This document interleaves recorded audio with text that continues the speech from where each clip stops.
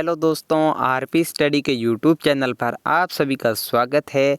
आप एकदम सही से थंबनेल देखकर यहाँ आए हो। आज से हम एक नया बैच शुरू कर रहे हैं जिसमें हम कक्षा 10 सामाजिक का पहले भूगोल क्लियर करेंगे, फिर राजनीति, फिर इतिहास, फिर अर्थशास्त्र।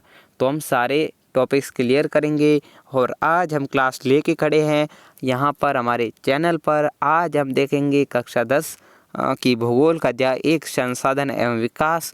तो आज शुरू करेंगे। आज से पहले हम आपको टाइम टेबल का एक फ़ोटो है वो हमने अपलोड कर रखा है टेलीग्राम पर। वहाँ पर आपने नहीं गए हो तो अभी जाकर देखिए। टेलीग्राम चैनल का नाम है आरपी स्टडी YT, वहाँ पर आप ज़रूर देख सकते हो। और तो सामाजिक विज्ञान में आज भूगोल पढ़ेंगे। भूगोल में टेलीग्राम ग्रुप है हमारा आरपी स्टडी और टीचर्स ने my name is Rakesh Chaudhary. संसाधन एवं विकास अध्याय का नाम है और विषय है भूगोल। और अब कब कब होगा तो यह पर भी मैं आपको बता दूं, हम बुधवार को पढ़ाएंगे। एक बुध नहीं, फिर पूरी बात पहले सुन लो। शुक्रवार को भी और बुध और शुक्र दोनों के बाद में रविवार को भी, रविवार और सोमवार। यहाँ तक कि हम सोम, बुध, शुक्र, रवि, सोम, एक सप्ताह में 5 दिन। कितने दिन? 5 दिन। छोड़ेंगी कौन सा दिन? मंगलवार, गुरुवार और शनिवार। 3 दिन आपको नहीं आना है और 4 दिन आपको आना है, जिसमें कौन से वार है? सोमवार, बुधवार, शुक्रवार और रविवार, यानी 4 दिन आना है। मंडे M, फिर वेडनेसडे का W, फ्राइडे का F, संडे का S। यहाँ तक कि 4 दिन आपको आना है। 4 दिन हम आपको पढ़ाएंगे। और आज हम शुरू करते हैं हमारा चैप्टर। नाम क्या उसका? संसाधन एवं विकास। अब मैं आपको पहले बेस तैयार करता हूँ कि क्या है संसाधन। तो संसाधन, व्हाट इज संसाधन। विकास को बाद में पढ़ेंगे, पहले हम देखेंगे संसाधन क्या है। तो संसाधन क्या है? संसाधन हमारे पर्यावरण में उपलब्ध प्रत्येक वस्तु जो हमारी आवश्यकताओं को पूर्ति करने के लिए प्रयुक्त की जा सकती है, जिसको बनाने के लिए प्रौद्योगिकी उपलब्ध हो। यानी प्रौद्योगिकी का सीधा शब्द है, ये हिंदी का शब्द है। किसी बच्चों को पता होगा पर किसी को नहीं पता होगा। इसका अर्थ होता है टेक्नोलॉजी। ठीक है, हमारे पास टेक्नोलॉजी हो, हम आर्थिक रूप से संभाव्य हो और सांस्कृतिक रूप से मान्य हो। अब कोई बच्चा सोचेगा सर यहाँ संसाधन की बात हो रही है तो यहाँ संस्कृति से क्या लेना देना। तो बच्चों, संस्कृति जरूरी है। कोई संसाधन हम ले रहे हैं उसका कोई धर्म से रिलेटेंस नहीं है, कोई विरोध नहीं हो रहा है, तो ऐसों का नहीं करना उपयोग। हमें संस्कृति का ध्यान रखना है। हमें किसका? आर्थिक रूप से संभाव्य। मतलब कि जैसे बाड़मेर में पेट्रोल निकालना, बाड़मेर राजस्थान छोड़ो, कोई बड़ा उदाहरण लेते हैं क्या, जैसे कि मुंबई के पास कोई पानी के अंदर पेट्रोल है। कितना पेट्रोल है कि 3 लाख का पेट्रोल है। कितना? 3 लाख का पेट्रोल। अब 10 लाख में वहाँ पर एक अच्छी सी मशीनरी तैयार होगी और 5 लाख में कुछ मिलाकर 15 लाख में वो पेट्रोल बाहर निकलेगा और पेट्रोल आगे निकला 3 लाख का और खर्च हो गए 15 लाख। ये थोड़ा ही बनेगा? ये कैसे बनेगा? फिर जो हमने इन्वेस्टमेंट कर ली वो 15 लाख की, और जो जो हमें मिला वो कितना मिला? वो हमें मिला 3 लाख। तो वो कैसे हुआ? आर्थिक रूप से असंभाव्य हुआ। तो जो हमें आर्थिक रूप से भी अच्छा मिले, जिसके लिए हमारे पास अच्छी सी टेक्नोलॉजी हो और जो सांस्कृतिक रूप से मान्य हो, और क्या है वो है मानव की आवश्यकताओं को पूर्ति करने के लिए पर्यावरण में उपलब्ध प्रत्येक वस्तु। पर्यावरण में उपलब्ध प्रत्येक वस्तु जो मानव की आवश्यकताओं को पूरी कर सकती हो और उसको निकालने या उसको काम में लेने के लिए प्रौद्योगिकी यानी टेक्नोलॉजी हो हमारे पास, और हम आर्थिक रूप से संभाव्य हो, मतलब जितना इन्वेस्टमेंट करें उससे तो ज़्यादा फायदा मिले, और वो सांस्कृतिक रूप से मान्य हो, उसे क्या कहते हैं, हम संसाधन कहते हैं। तो एक बार पूरी डिफिनेशन पढ़ लेते हैं कि हमारे पर्यावरण में प्रत्येक उपलब्ध ऐसी वस्तु जो हमारी आवश्यकताओं को पूरा करने के लिए प्रयुक्त की जा सकती है और जिसको बनाने के लिए प्रौद्योगिकी उपलब्ध हो और आर्थिक रूप से संभाव्य हो, सांस्कृतिक रूप से मान्य, उसे संसाधन कहते हैं। क्या कहते हैं? उसे संसाधन कहते हैं। तो संसाधन आपको समझ आ गया। और संसाधन क्या है? तो हमारे पर्यावरण में उपलब्ध प्रत्येक ऐसी वस्तु जो मानव की आवश्यकताओं को पूर्ति करती हो और वह उसको निकालने के लिए प्रौद्योगिकी हो और वो आर्थिक रूप से हमारे लिए संभाव्य हो और सांस्कृतिक रूप से मान्य हो, उसे क्या कहते हैं? संसाधन कहते हैं। तो अब संसाधन से आगे बढ़ते हैं और भी संसाधन के बारे में पढ़ते हैं। तो हमारे पर्यावरण में प्रत्येक उपलब्ध वस्तु को रूपांतरण प्रक्रिया, प्रौद्योगिकी और संस्थाओं के पारस्परिक क्रियात्मक संबंध में निहित है। यहाँ संस्थाओं से रिलेशन कंपनियों से रिलेटेड कंपनी से है। तो कंपनी और कंपनी के पास क्या है? प्रौद्योगिकी है। तो उन दोनों के पारस्परिक क्रियात्मक संबंध से हमारे पर्यावरण में उपलब्ध ऐसी हमें संसाधन मिल रहे हैं। आगे क्या है कि मानव प्रौद्योगिकी द्वारा प्रकृति के साथ क्रिया करते लिखा है, क्रिया करते हैं और अपने आर्थिक विकास की गति तेज करने के लिए संस्थाओं का निर्माण करते हैं। भाई, संस्थाओं का निर्माण क्यों करते हैं? तो इसलिए करते हैं कि वो अपने आर्थिक रूप से आर्थिक विकास की गति को तेज करें। ठीक है। अब एक आपको चित्र मिला होगा, ये मैंने खुद बनाया है और ये किताब से लिया है, तो आप फ़र्क देख सकते हो। फिर मैंने यहाँ भौतिक, पर्यावरण, संस्थाएं और प्रौद्योगिकी, इन तीनों की ज़रूरत किसको होती है? मानव को होती है। इसका फ़ायदा कौन उठा रहा है? मानव उठा रहा है। तो यहाँ देखो, ये प्रकृति, प्रौद्योगिकी, संस्थाओं के मध्य अंतर समझ, मतलब क्या रिलेटेड है आपस में। तो भौतिक पर्यावरण किसके लिए? मानव के लिए ही है। तो और किसके लिए? संस्थाएं कौन बनाता? मानव बनाता है। प्रौद्योगिकी किसकी है? मानव की है। इन सब से जो पर्यावरण से फ़ायदा मिलेगा वो किसको मिलने वाला? मानव को मिलने वाला। कुल मिला के सबसे इंटरफेयर कौन कर रहा है? इंटरफेयर नहीं, सबसे रिलेटिव कौन है? मानव है। ठीक है। अब ये एक बार थोड़ा सा दोबारा देख लो कि संसाधन क्या है। तो संसाधन कि हमारे पर्यावरण में उपलब्ध ऐसी प्रत्येक वस्तु जो मानव की आवश्यकताओं की पूर्ति करें और क्या, और जिसको बनाने के लिए प्रौद्योगिकी यानी टेक्नोलॉजी उपलब्ध हो और वो आर्थिक रूप से संभाव्य हो और वो सांस्कृतिक रूप से मान्य हो। तो अब इतना तो आपको समझ आ गया होगा। इन मानव ही संस्थाओं का निर्माण करता है। तो चलिए अब आगे देख लेते हैं आगे क्या है। आगे देखो, अब संसाधनों को कई प्रकार के भागों में बांटा गया है, कई तरह से बांटा गया है। कौन कौन तरह से बांटा गया है? तो पहले उत्पत्ति के आधार पे बांटा, फिर समापत्ति के आधार पे बांटा, फिर स्वामित्व के आधार पे बांटा और फिर विकास के आधार पे बांटा। उत्पत्ति से क्या रिलेटिव है? उत्पत्ति का क्या अर्थ होता? उत्पत्ति का अर्थ होता वो बनी कैसे। सीधा मतलब क्या होता? वो बनी कैसे है। ठीक है। तो उत्पत्ति के आधार पे कितने प्रकार के हैं? उत्पत्ति के आधार पे दो कौन से प्रकार है? एक जैव है और दूसरा अजैव है। कौन सा? जैव और अजैविक। यहाँ पीछे क की कोई ज़रूरत नहीं थी और ई की मात्रा रखनी। यहाँ लिखा है अजैव। क्या लिखा है? अजैव। तो ये है अजैव। एक है जैव कौन से? जो हमें प्रकृति ने दिए हैं, और अजैव कौन से? जो मानव निर्मित है। ठीक है, ये दो ही है। फिर है समापत्ति के आधार पे। क्या है समापत्ति? मतलब उसको समाप्ति से सीधा मतलब है कि वो समाप्त किस प्रकार से हो सकते हैं। तो समाप्त होने से ये मतलब है कि उसका पुनः निर्माण हम कर सकते हैं या फिर नहीं कर सकते हैं। तो एक तो होते हैं नवीकरण योग्य और एक होते हैं अनवीकरण योग्य। नवीकरण किसे कहते हैं? जिसको हम पुनः प्राप्त कर सकते हैं, जैसे जल, सौर ऊर्जा, पानी, ये सब। और दूसरे होते हैं अनवीकरण योग्य। अनवीकरण योग्य क्या होते हैं? तो अनवीकरण योग्य होते हैं जिन्हें हम दोबारा प्राप्त नहीं कर सकते, जैसे पेट्रोल, डीजल, इन दोनों को साथ मिलाते हैं तो क्या होता है, दूजो क्या होता है, तो अनवीकरण योग्य संसाधन क्या होता है, तो वो होता है जिसको हम दोबारा प्राप्त नहीं कर सकते। इसके लिए उपयुक्त शब्द है ईंधन। क्या है, ईंधन। ईंधन को हम दोबारा प्राप्त नहीं कर सकते हैं। ईंधन एक बार गया तो दोबारा नहीं आ सकता, ये बात आप समझिए।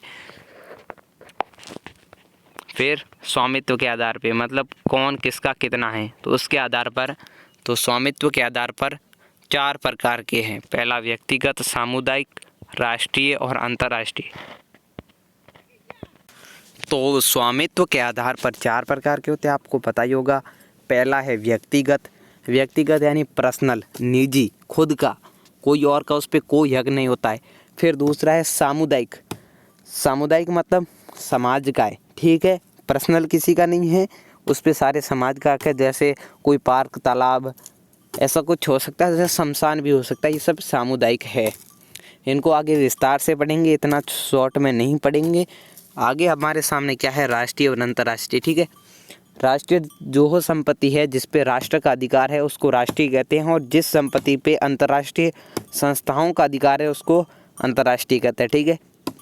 राष्ट्रीय में कौन सा होगा, जैसे कोई पहाड़ है, चारागाह भूमि है, खनिज है और बहुत सारी चीज़ें, सड़कें भी है, ये सब किसकी है, ये सब राष्ट्र की है, यानी सरकार की है, ठीक है।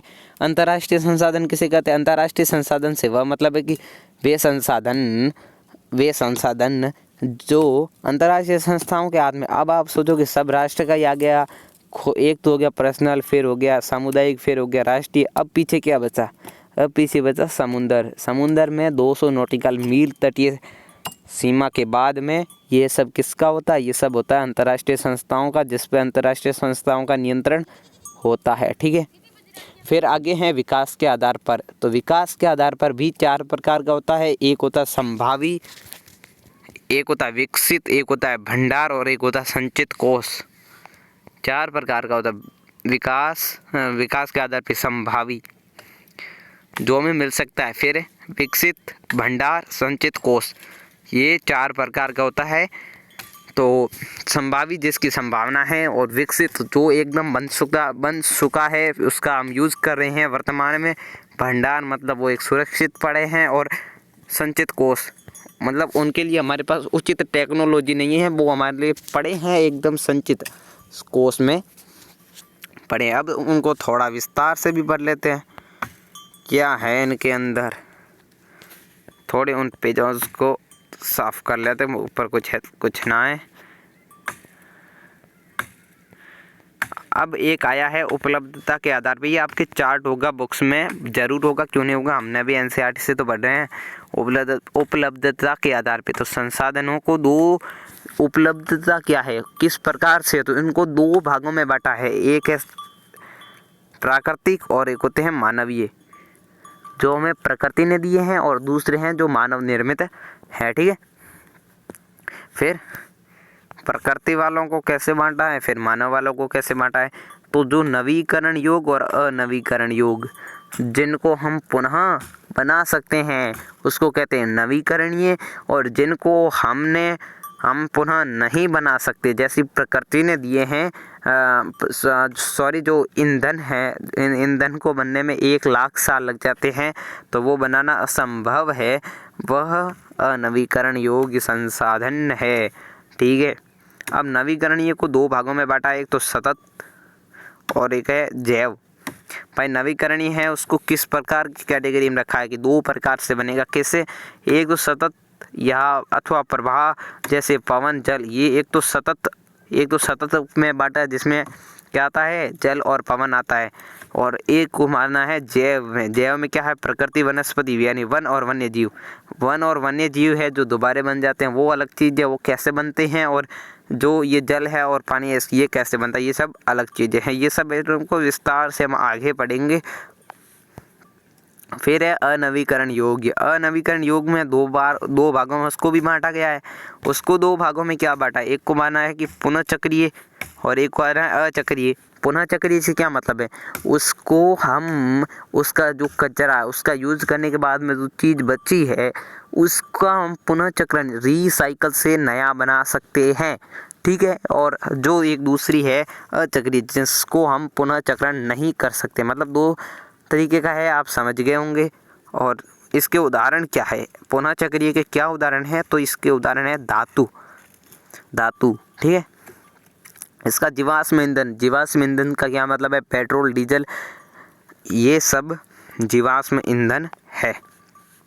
फिर आता है ये प्रकृति वाला, तो इतना सा हो गया हमारे प्रकृति। अब हमारे क्लियर हो गई है, तो अब हम क्या देखेंगे, हम देखेंगे अब कृत्रिम को दो भागों में बांटा, एक संस्था संरचना एवं संस्था, एक मात्रा और गुणवत्ता के आधार पे। एक तो जो संस्थाओं के नियंत्रण में संस्थाएं बनाती हैं, कंपनियां बनाती हैं, और एक होता है जो हमारे उसको हम किस प्रकार से बचा के रखते हैं, मतलब जल है, ये देखो जल नवीकरण योग्य है, पर इस जल में 97% तक खारा पानी है, 96.5 3% ये है, जिसमें भी जो पीने योग्य पानी है उसकी 70% बर्फ़ जम रखी है, कुछ है ही नहीं पीने के लिए। तो उसको हम कैसे बचा के रखें, वो हमारा मानवीय है, मानव संसाधन है, ठीक है। फिर भी अब आगे देख लेते हैं, यहाँ इसको पहले एकदम साफ कर लेते हैं। आज हम देखो, आज पहली क्लास थी इसलिए ये इतना पढ़ा, और अब एक और देखेंगे ओनली फॉर एक। 4 प्रकार के भागों में कैटेगरी में हमने बांटा था, तो चारों प्रकार में पहली थी उत्पत्ति के आधार पे, तो आज ओनली उत्पत्ति के आधार पे पढ़ेंगे। और कल यानी जो शुक्रवार को क्लास आएगी, उस शुक्रवार को हम, कल नहीं परसों समझो, परसों हम इसके बारे में संपूर्ण पढ़ेंगे। तो अब आज क्या पढ़ना है, आज जैव संसाधन पढ़ना है। जैव संसाधन, व्हाट इज जैव संसाधन? जैव संसाधन, पेन की स्याही का रंग थोड़ा अलग ले लेते हैं। हाँ, अब अच्छा हो गया। अब क्या है कि जैव संसाधन क्या है, तो वैसे संसाधन जैव संसाधन कहलाते हैं जो हमें जैवमंडल से प्राप्त होते हैं, जो हमें प्रकृति देती है, उसे क्या कहते हैं, हम जैव संसाधन कहते हैं। इसके क्या उदाहरण हैं, मनुष्य हैं, वनस्पति, मछलियाँ, ये सब जो हमें प्रकृति ने, जो मानव ने नहीं बनाए हैं संसाधन, वे क्या कहलाते हैं, जैव संसाधन। और वैसे संसाधन कहलाते हैं जो निर्जीव पदार्थों से मिलते हैं, यानी मिट्टी, हवा इत्यादि, ये सब भी मानव ने नहीं बनवाए हैं, ये सब प्रकृति ने दिए, पर ये सजीव और निर्जीव दोनों कैटेगरी में यहाँ बांट दिया गया है, पानी, हवा, मिट्टी, ये सब। और दूसरी में है मनुष्य, वनस्पति और मछलियाँ, जो सजीव और निर्जीव दो तरीके में बांटा है यहाँ पर। और इसके उदाहरण पे थोड़ा ध्यान रखना कि मनुष्य, वनस्पति और मछलियाँ ये 3 तरीके के होते हैं, और ये मिट्टी, हवा और पानी ये इतने प्रकार के होते हैं। और उत्पत्ति के आधार पे इतना हो गए। फिर अब आगे क्या पढ़ेंगे, आगे हम अगली क्लास में पढ़ेंगे, हमने पहले भी बता दिया था। आगे हम पढ़ेंगे विकास के आधार पे, उत्पत्ति के आधार पे, विकास के आधार पर, और क्या क्या थे पीछे ले लेते थोड़ा।